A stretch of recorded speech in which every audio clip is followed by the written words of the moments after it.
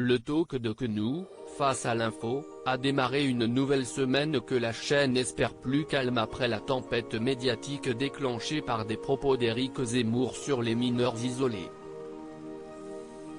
S'il y a eu un débordement ce lundi 5 octobre 2020, c'est principalement un débordement d'audience avec un record de saison atteint par Christine Kelly et ses éditorialistes.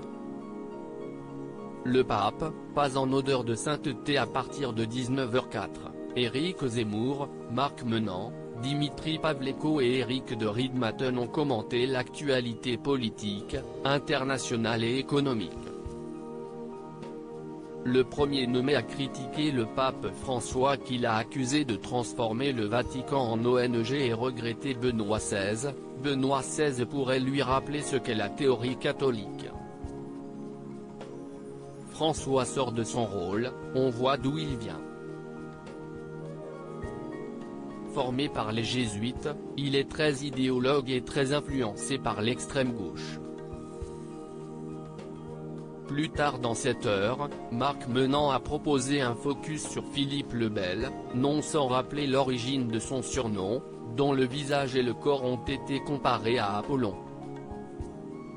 Le roi était aussi très autoritaire et a pris le pouvoir à l'âge de 17 ans après la mort de son père.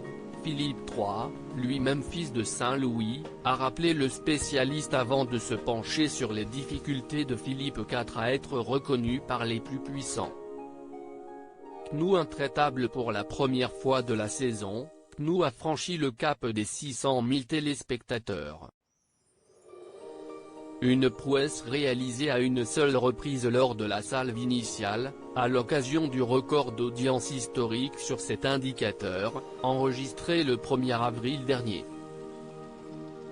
Pascal Praute étant alors aux commandes, Christine Kelly a effacé sa propre marque aux manettes du talk. La part de marché, elle, a affiché 3,1%, dans la moyenne très haute de Face à l'info depuis le coup d'envoi de la saison.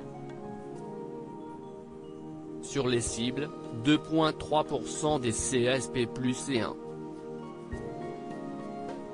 1,2% des 25-49 ans ont privilégié le canal 16 de la TNT.